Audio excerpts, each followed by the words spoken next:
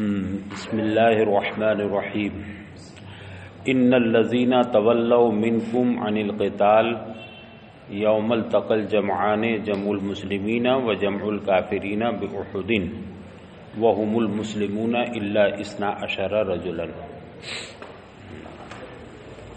اور ادھر آ جاؤ.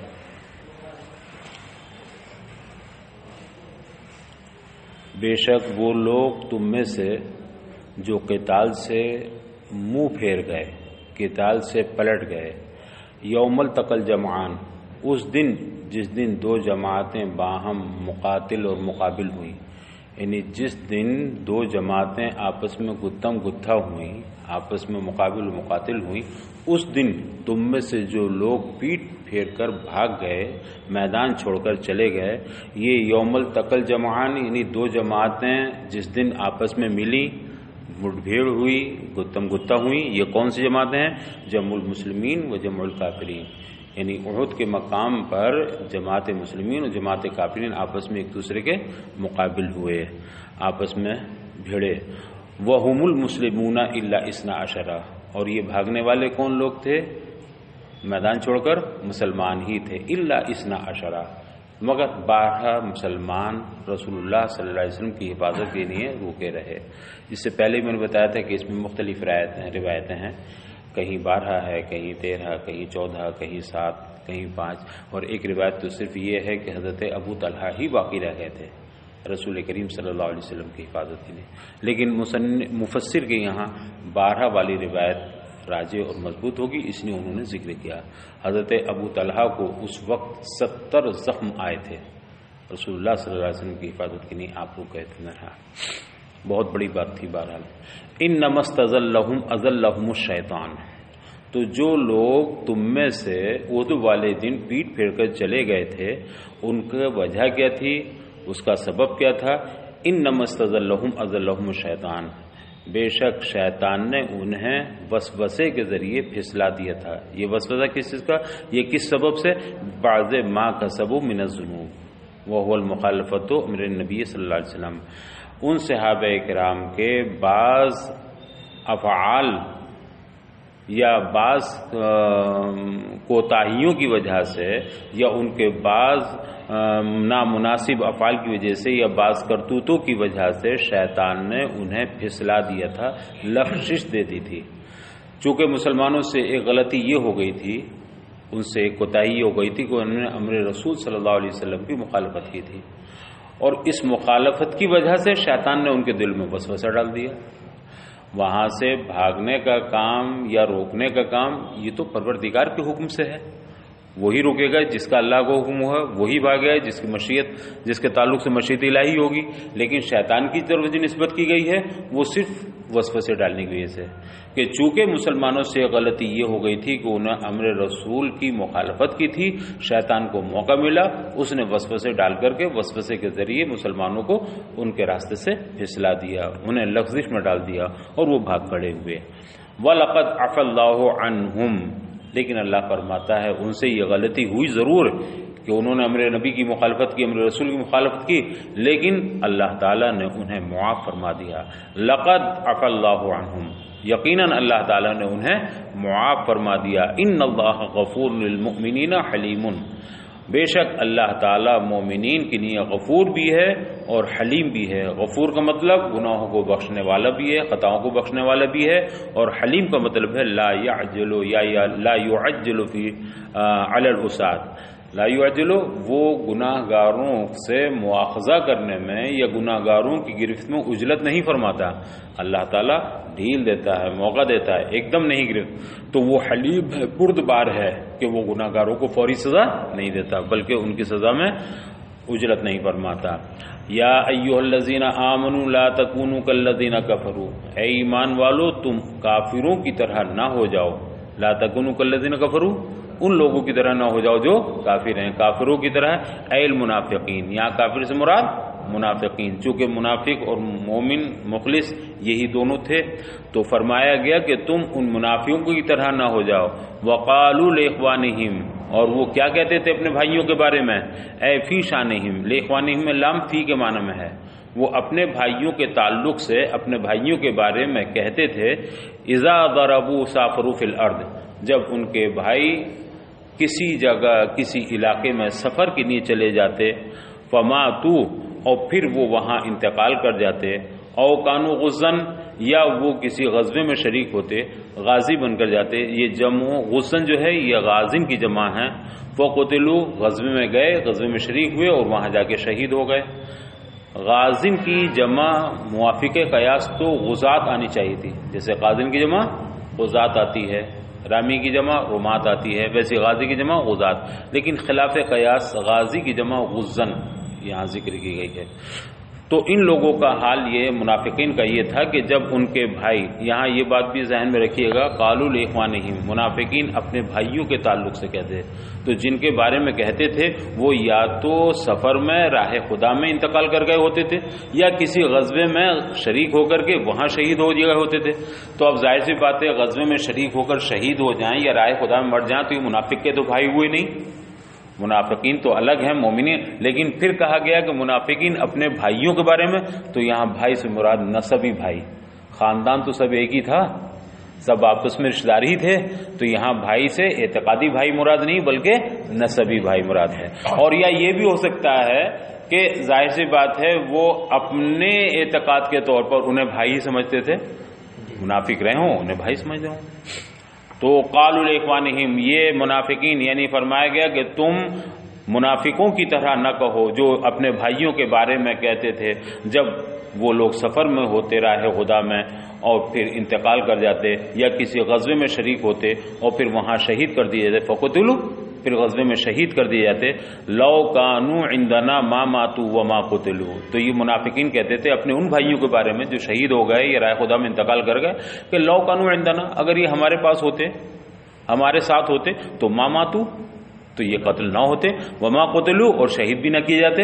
یعنی وہ بہکاتے یوں تھے کہ کہاں تم میدان میں چلے گئے، کہاں جنگ میں چلے گئے، ہمارے ساتھ رہو تو نہ تم قتل کیے جاؤ گے نہ مارے جاؤ گے. تو ان کے بہکانے کا ایک طریقہ یہ بھی تھا کہ وہ کہتے تھے کہ اگر یہ ہمارے پاس ہوتے تو نہ انتقال کرتے اور نہ شہید کیے جاتے.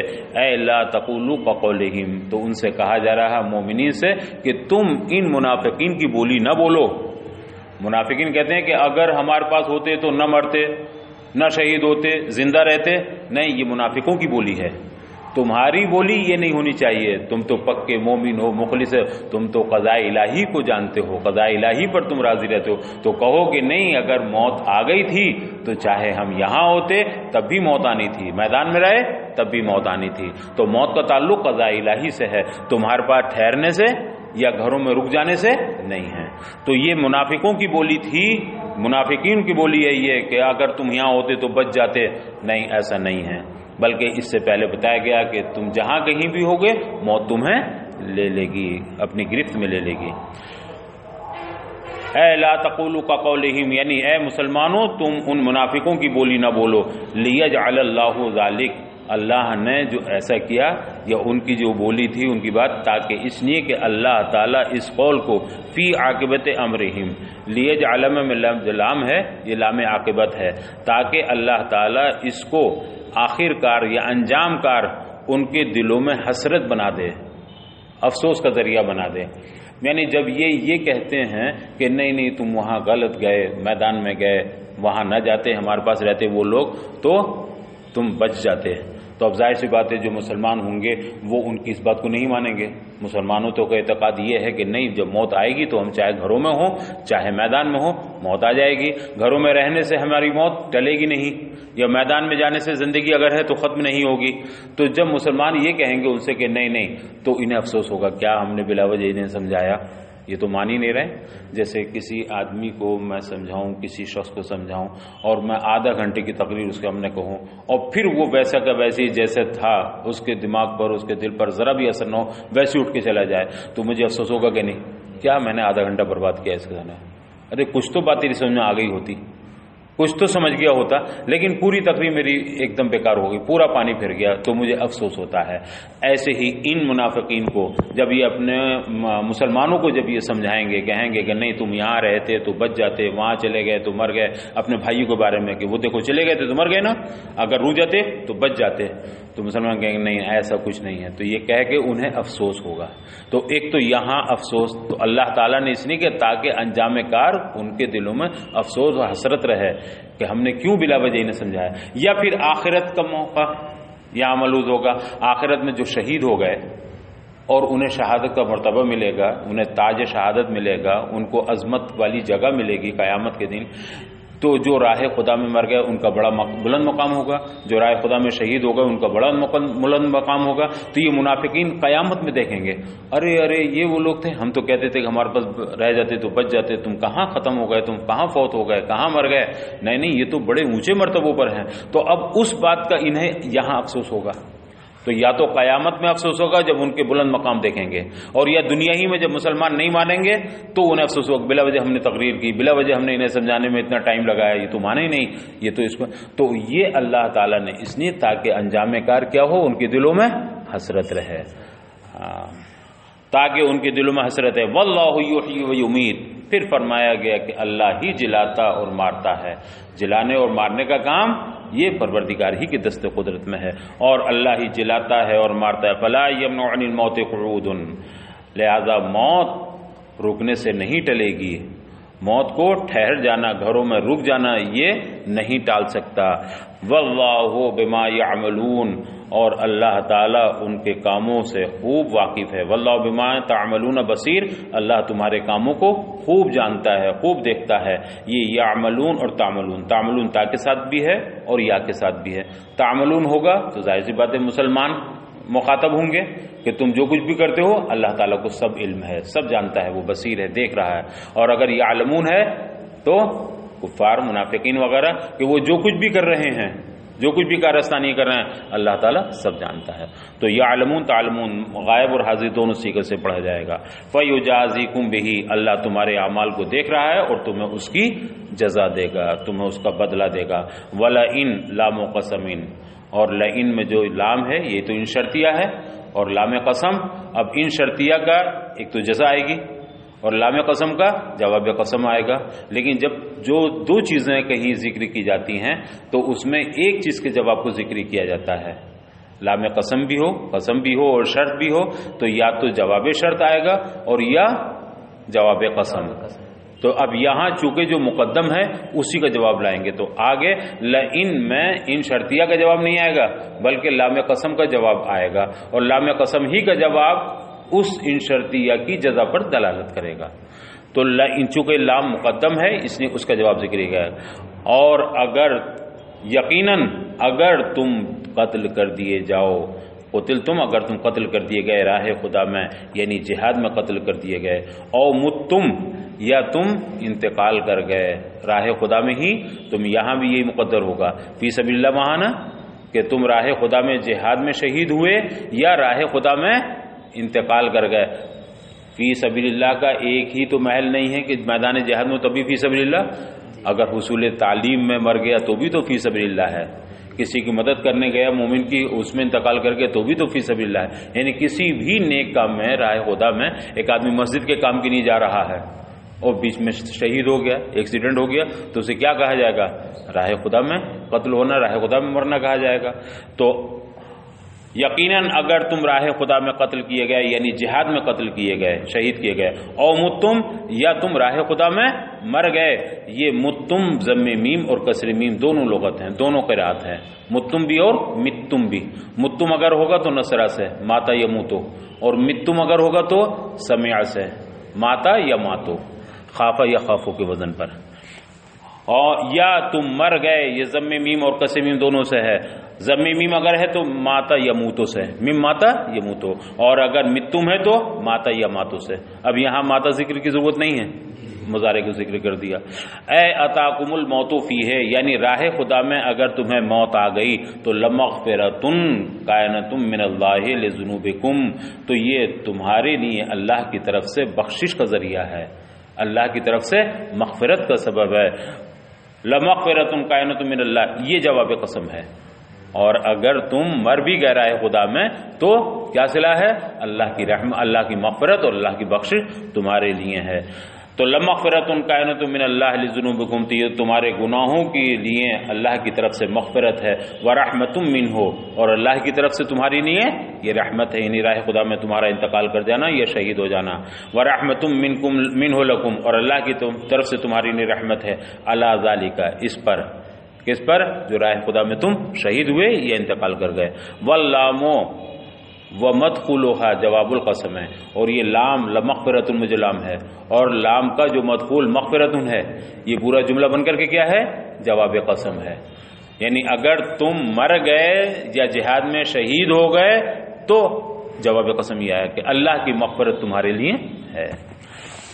اور لام اور مدخول لام یعنی مغفرتن، یہ جواب قسم ہے. وہو فی موضع الفعل، اور یہ مقام فعل میں ہے، محل فعل میں ہے. لمغفرتن تو فعل نہیں ہے، یہ تو جملہ اس میں بنے گا، لیکن ہو سکتا ہے مفسر کے نزدیک جواب قسم کے لیے وہ فعل ہونا ضروری سمجھتے ہوں، تو انہوں نے اس کی تعبیر کی کہ یہ جواب قسم بن گیا ہے، لیکن یہاں ہونا چاہیے تھا لیغفرن اللہ لکم ویرحمکم. اگر تم راہ خدا مر گئے تو اللہ تعالیٰ تمہاری بخشش فرمائے گا، تم پر رحم فرمائے گا. تو ہو سکتا ہے وہ جواب قسم کو فعل ہونا ضروری سمجھتے ہوں، اس لیے انہوں نے یہ واضح کیا کہ لمغفرتن یہ محل تو فعل کا تھا مگر جملہ اسمیہ یہاں ذکر ہوا، حالانکہ ایسا ضروری نہیں ہے. جواب قسم اسم بھی ہو سکتا ہے اور فعل بھی ہو سکتا ہے. مبتدا خبرہ، لمغفرتن یہ مبتدا ہے، خبرہ خیر مما یجمعون، اور اس کی خبر کیا ہے؟ یعنی اللہ کی طرف سے تمہاری بخشش بھی ہے اور رحمت بھی ہے. مما یجمعون یہ مبتدا ہے، اور خیر مما یجمعون یہ اس کی خبر ہے. خبرہ خیر، یہ بہتر ہے ان تمام چیزوں سے جنہیں تم جمع کرتے ہو. من الدنیا، یعنی دنیاوی پونجی سے یہ بہت بہتر، دنیا کا دھن دولت تم یہ جمع کر رہے ہو، اکٹھے کر رہے ہو، اس سب سے بہتر کیا ہے؟ اللہ کی مغفرت، اللہ کی بخشش. خیر مما یجمعون یہ بہتر ہے اس چیز سے جسے تم دنیا تم جمع کر رہے ہو، دنیا کی پونجی جمع کر رہے ہو، دھن دولت جمع کرو، اس سے بہتر ہے. یہاں بھی دونوں قرات ہیں تا اور یا کے ساتھ، مما یجمعون اور مما تجمعون. تم جو جمع کر رہے ہو یا وہ جو جمع کر رہے ہیں ان سب سے بہتر ہے اللہ کی مغفرت. وَلَئِن لام و قسم، یہ بھی لام قسم کا ہے. وَلَئِن مُتُّم بِالْوَجْهَيْنِ، اور اگر یقیناً یا واقعی اگر تم مر گئے، بالوجہین کا مطلب متم اور متم. تو متم بھی پڑھ سکتے ہو اور متم بھی، سنسرہ سے بھی اور سمیہ سے بھی. یقیناً اگر تم مر گئے، او قتلتم فی الجہاد، یا جہاد میں قتل کر دیے گئے، او غیر ہی یا جہاد میں نہیں دوسرے کسی راہ خدا میں کسی اور نیک راہ میں اگر تم قتل کر دیے گئے تو لا الہ اللہ لا الہ غیرہ، تو یہ لام لا نافی نہیں ہے بلکہ لام تاکید ہے، یہ پڑھا نہیں جائے گا لیکن اس کے بعد ہے لا الہ اللہ. تو یقیناً کس کی طرف تمہارا حشر ہوگا، کس کے حضور حاضر ہوگے تم؟ اگر تم راہ خدا میں قتل کر دیے گئے تو لا الہ اللہ، تو اللہ ہی کی طرف اللہ کے حضور تم حاضر ہوگے. لا الہ غیرہ، اللہ کے سوا کسی اور کے حضور تمہیں حاضر ہونا نہیں ہے. تو شرون تم جمع کیے جائے گو اللہ ہی کے حضور. فی الآخرت، آخرت میں کہاں تمہیں پہنچنا ہے؟ اللہ کے حضور حاضر ہونا. فیجازیکم، تو اللہ تعالیٰ تمہیں بدلہ دے گا، تمہیں صلہ دے گا. فبما، یہ ما زائدہ ہے، یعنی فبما میں فبرحمت من اللہ. اب ما زائدہ ہو جائے گا، تو اگر ما زائدہ نہ مانا جائے تو پھر فعل کا دخل یا فعل مطلب یہ حرف پر ہی داخل ہو جائے گا. فبما میں ما بھی حرف ہو اور با بھی حرف ہو تو حرف پر داخل ہو یہ ممکن نہیں ہے. تو بہرحال اس کو لام زائدہ نہ موصولہ مان سکتے ہیں نہ موصوفہ مان سکتے ہیں.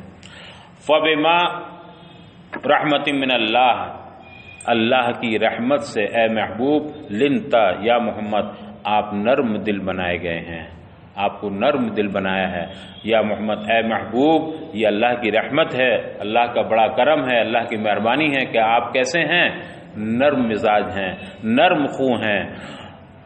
لہم ان کے لیے، یعنی آپ مسلمانوں کے لیے یا قوم اپنی امت کے لیے آپ نرم دل بنائے گئے ہیں. اے سہلتا اخلاق کا، یعنی آپ کے اخلاق نرم ہیں، آپ رقیق الاخلاق ہیں، آپ نرم دل ہیں، آپ نرم اخلاق ہیں، خوش اخلاق ہیں. اس خالفو کا، جبکہ آپ کی یہ لوگ مخالفت کرتے ہیں، اس کے باوجود آپ ان کے ساتھ نرمی سے پیش آتے ہیں۔ لوگ تو آپ کو پتھر مارتے ہیں، لوگ آپ کو گالیاں دیتے ہیں، معذاللہ لوگ آپ کو ستاتے ہیں، لیکن آپ اس کا جواب سختی سے نہیں دیتے، بلکہ کیا دیتے ہیں؟ اے اللہ یہ قوم مجھے نہیں پہچانتی ہے، تو اسے ہدایت عطا فرما۔ تو آپ سختی کا جواب سختی سے نہیں دیتے بلکہ نرمی سے۔ سالتا اخلاقوں کا اس خالفوں کا، یہ لوگ جبکہ آپ کی مخالفت کرتے ہیں پھر بھی آپ ان کے ساتھ نرم خوئی سے پیش آتے ہیں۔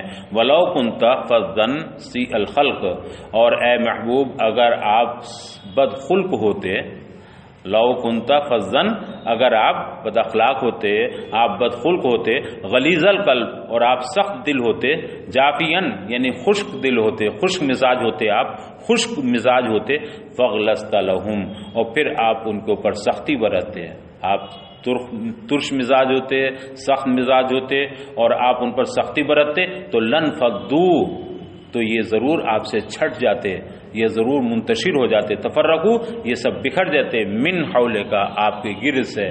آپ کے قریب جو لوگ آتے ہیں آپ کی نرم خوئی کی بنیاد پر، آپ کی نرم اخلاقی کی بنیاد پر، خوش اخلاقی کی بنیاد پر، اگر آپ سخت مزاج ہوتے، ترش مزاج ہوتے، تو یہ آپ کے گرد لوگ جمع نہ ہوتے، پروانوں کی طرح نہ رہتے، بلکہ یہ سب کے سب منتشر ہو جاتے، بکھر جاتے۔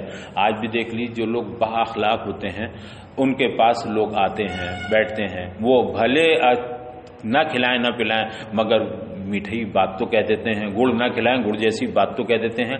اور جو سخت مزاج ہوتے ہیں، تند مزاج ہوتے ہیں، ارے یار کون جائے بلاؤ، ابھی سنانی شروع کر دیں گے، وہ ابھی ڈانٹنا شروع کر دیں گے، ابھی کچھ نہ کچھ کہنا شروع کر دیں گے۔ تو سخت مزاج آدمی کے پاس نہیں جاتا ہے کوئی شخص، نرم مزاج آدمی کے پاس لوگ اکٹھے ہوئے۔ اے محبوب اگر آپ سخت مزاج ہوتے، سخت دل ہوتے، خشک مزاج ہوتے تو آپ کے پاس لوگ نہ آتے، بلکہ جو آتے وہ بھی بکھر جاتے، منتشر ہو جاتے۔ تو آپ کے پاس اس لیے آتے ہیں کہ آپ خوش اخلاق ہیں۔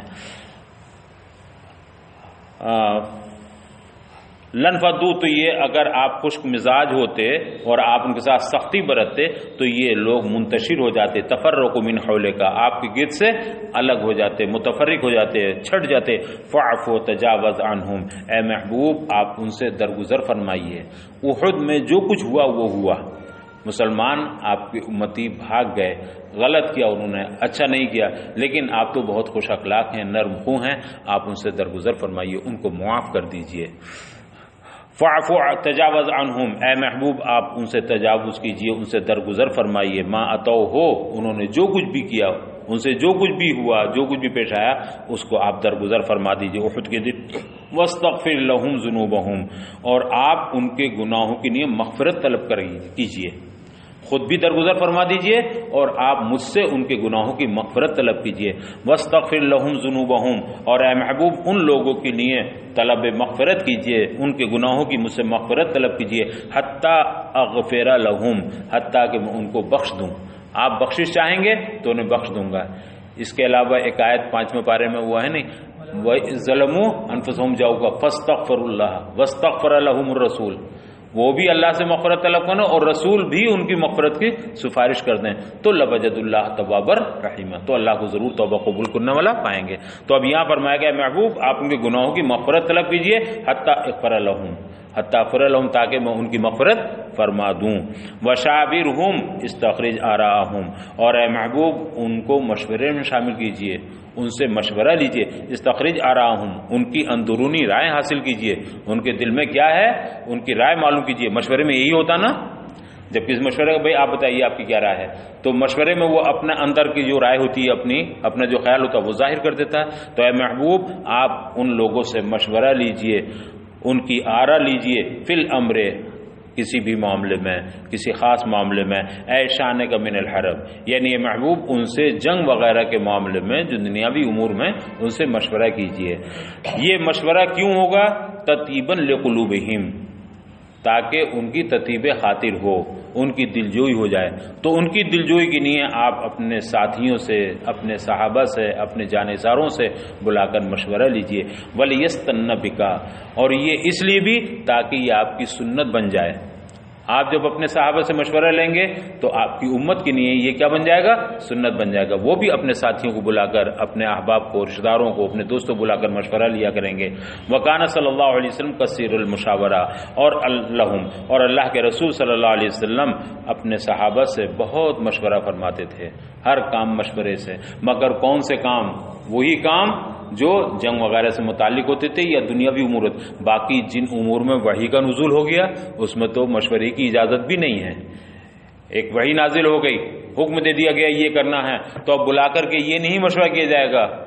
اللہ کے رسول بلائیں صاحب کہیں بھائی ایسے سے میرے پر وحی نازل ہوئی، بتاؤ میں کیا کروں؟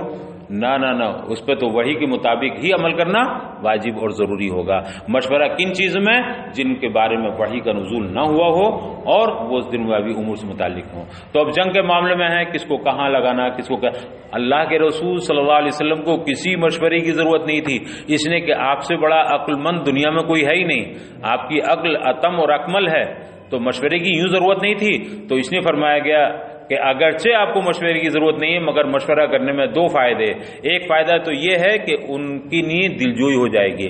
جب کوئی بڑا آدمی چھوٹوں کو بلا کر کے مشورہ کرتا ہے تو وہ چھوٹے سمجھتے ہیں یار ہماری کچھ حیثیت تو کم سے کم حضرت نے سمجھی، ہاں ورنہ حضرت جو چاہتے حاکم تھے جو بھی فیصلہ کر دیتے ہم، لیکن ہم کو بلا کر پوچھا کہ اگر ایسا کرتے ہیں تو کیسے رہے گا، ایسا کریں گے وہی جو ان کا فیصلہ ہوگا، لیکن مشورہ کر کے دلجوئی حاصل ہو جاتی ہے۔ کبھی کبھی چھوٹے آدمی کو بڑا آدمی بلا رہا تو مگن رہتا وہ، ارے کیا بات ہے یار حضرت پتا مجھے بلاتے ہیں جب کوئی بات کرنی ہوتی ہے تو، یا جب کوئی فیصلہ ہوتا ہے مجھے بلاتے ہیں، تو مگن رہتا ہے وہ، تو دل جوئی ہو جائے گی ایک چیز۔ دوسری چیز یہ کہ یہ آپ کی سنت بن جائے گی، آنے والی امت کے لیے صبح قیامت تک مشورہ کرنا کیا ہو جائے گا؟ سنت رسول ہو جائے گا۔ اس لیے آپ مشورہ کیجیے۔ فَإِذَا عَزَمْتَ عَلَىٰ إِمْضَاءِ مَا تُرِيدُ بَعْدَ الْمُشَاوَرَةِ، پھر مشورے کے بعد آپ جو بھی کر گزرنا چاہتے ہیں، جو بھی آپ کو کرنا ہے، اِذَا عَزَمْتَ جب آپ کر گزرنے پر کوئی پختہ ارادہ کر لیں، مشورہ کر لیا، اب مشورے کے بعد کوئی فیصلہ آپ نے لیا اور اس کو کر گزرنے کا پختہ عزم کر لیا، تو فَتَوَكَّلْ عَلَى اللَّهِ، تو اب اس کر گزرنے میں آپ اللہ پر بھروسہ کیجئے۔ فیصلہ لینے سے پہلے مشورہ کیجئے، اور مشورے کے بعد جب کوئی فیصلہ ہو جائے یا آپ کوئی فیصلہ کر لیں تو اب اس کے بعد آپ فیصلے پر ہی بھروسہ مت کیجئے کہ اب تو سب کی رائے تو ہونا ہی ہے یا اب اسی میں خیر ہے، نہیں، اب کس کے سپرد کر دیجئے؟ اللہ کے سپرد دیجئے۔ مشورے کے بعد آپ اس کو اللہ کے حوالے کر، فتوکل علی اللہ، اب اللہ پر بھروسہ کیجئے، سکھ بہی لا بالمشاورہ، یعنی اللہ ہی پر اعتماد کیجئے، مشاورت پر اعتماد مت کیجئے۔ تو یہ تو رسول اللہ صلی اللہ علیہ وسلم کو حکم ہوا ہے کہ آپ مشورہ لیجئے تاکہ دل جو بھی ہو جائے اور آپ کا طریقہ یہ سنت بھی قرار پا جائے، لیکن مشورے کے بعد آپ جب کسی چیز کے کرنے کا ارادہ فرما لیں تو پھر اللہ کے حوالے کر دیجئے۔ جیسے ہم بھی اگر مان لیجئے کسی بارے میں مشورہ کرتے ہیں تو مشورہ کر کے بھائی دیکھیے سب کی رائے یہ ہو گئی، ٹھیک ہے، اب اللہ کے حوالے ہے، ہم نے تو اس میں خیر ہی دیکھا ہے، اللہ کی جو مشیت ہوگی، اللہ کی جو مرضی ہوگی وہ ہوگا۔ تو مشورے پر اعتماد بھروسہ نہ کیجیے بلکہ اللہ پر ہی بھروسہ کیجیے۔ ان اللہ یحب المتوکلین علیہ، بے شک اللہ تعالی اپنے آپ پر بھروسہ کرنے والے کو پسند فرماتا ہے، جو اللہ پر بھروسہ کرتے ہیں اللہ کو وہ پسند ہیں اور محبوب ہیں۔ ان ینصرکم اللہ، اگر اللہ تعالی تمہاری مدد فرمائے، یعنکم علی عدوکم، اگر دشمن پر اللہ تمہاری مدد فرمائے، کہ یوم بدرین، جیسے بدر کے دن، بدر کے میدان میں اللہ نے کس کو فتح دی؟ مسلمانوں کو۔ تو اللہ تعالیٰ جب تمہاری مدد فرمائے دشمن پر، جیسے یوم بدر میں اس نے مدد فرمائی، تو فلا غالب لکم، تو تم پر کوئی غالب آنے والا نہیں ہے۔ جب تمہاری مدد اللہ کی جانب سے ہوگی تو تم ہی غالب رہو گے، تو تم پر کوئی غالب آنے والا نہیں ہے۔ فلا غالب لکم، تم پر کوئی غلبہ حاصل نہیں کر سکتا۔ وَإِن يَخْذُلْكُمْ، اور اگر اللہ تعالیٰ تمہیں چھوڑ دے، تمہیں رسوا اور ذلیل فرمائے، یترک نصرکم، اگر اللہ تعالیٰ اپنی مدد تم سے اٹھا لے، اگر اپنی مدد تم سے چھوڑ دے، تمہاری مدد نہ فرمائے، کہ یوم احد، جیسے اللہ نے کہاں نصرت ختم کر دی، نصرت روک لی احد میں، بدر میں اللہ کی نصرت شامل حال رہی، تو مسلمان ہی غالب رہے، کوئی اور غالب نہیں آ سکتا۔ اور جب اللہ نے نصرت لے لی، نصرت کو روک لیا اور چھوڑ دیا مسلمانوں کو ایسے ہی، تو یہ کہاں ہوا ہے جہاں اللہ نے نصرت روک لی؟ جیسے میدان احد میں۔ تو فمن ذا الذی ینصرکم من بعدہ، تو اگر اللہ نصرت تم سے روک لے، وہیں یخذلکم، اللہ تم سے نصرت لے لے، روک لے، تو کون ہے جو تمہاری مدد کر سکتا ہے اس کے بعد؟ یعنی اللہ کی نصرت ختم کر دینے کے بعد کون تمہاری نصرت کر سکتا ہے؟ اللہ کی مدد چھن جانے کے بعد کس کی مجال ہے کہ وہ تمہاری مدد کرے؟ فمن ذا الذی، تو کون ہے وہ جو اس کے بعد، یعنی اللہ کی نصرت چھین لینے کے بعد، اللہ کی نصرت ختم کرنے کے بعد تمہاری مدد کرے؟ اے بعد خذلانہ، یعنی اللہ کے چھوڑ دینے کے بعد، اے لا ناصر لکم، یعنی کوئی تمہارا مددگار نہیں ہے۔ اللہ اگر ناصر ہے تو تم پر کوئی غلبہ نہیں پا سکتا، اور اللہ نے اگر نصرت چھین لی ہے تو تم کسی پر غالب نہیں ہو سکتے، تمہیں کوئی نصرت و مدد کرنے والا نہیں ہوگا۔ اے لا ناصر لکم، یعنی کوئی تمہارا مددگار نہیں ہوگا۔ وعلی اللہ لا غیرہ، اور اللہ ہی پر فلیتوکل المؤمنون، اللہ ہی پر مومنوں کو توکل کرنا چاہیے، لا غیرہ، اللہ کے علاوہ کسی اور پر توکل نہیں کرنا چاہیے۔ وعلی اللہ لا غیرہ، اور اللہ ہی پر، نہ کہ اس کے سوا کسی اور پر، فلیتوکل المؤمنون، مومنوں کو بھروسہ کرنا چاہیے، اعتماد کرنا چاہیے، ہے نا۔ خطبے میں پڑھتے ہیں من یہدہ اللہ فلا مضل لہ، اللہ جس کی ہدایت چاہے اسے کون گمراہ کر سکتا، ومن یضللہ فلا ہادی لہ، اور اللہ جس کی ہدایت نہ چاہے اسے کون ہدایت دے سکتا ہے۔ یہی یہاں کہ اللہ تمہاری جب معاونت، اللہ جب تمہاری اعانت فرمائے، اللہ جب تمہاری نصرت فرمائے تو فلا غالب لکم، تو تم پر کوئی غالب نہیں آ سکتا، تم ہی غالب رہو گے۔ وہیں یخذلکم، اور اگر اللہ تعالیٰ تم سے نصرت چھین لے، نصرت ہٹا لے، تم سے نصرت چھین لے، تو پھر ومن ذا الذی ینصرکم من بعدہ، تو پھر کون ہے جو اس کی نصرت چھین جانے کے بعد تمہاری اعانت کر سکے یا تم پر تمہاری مدد کر سکے۔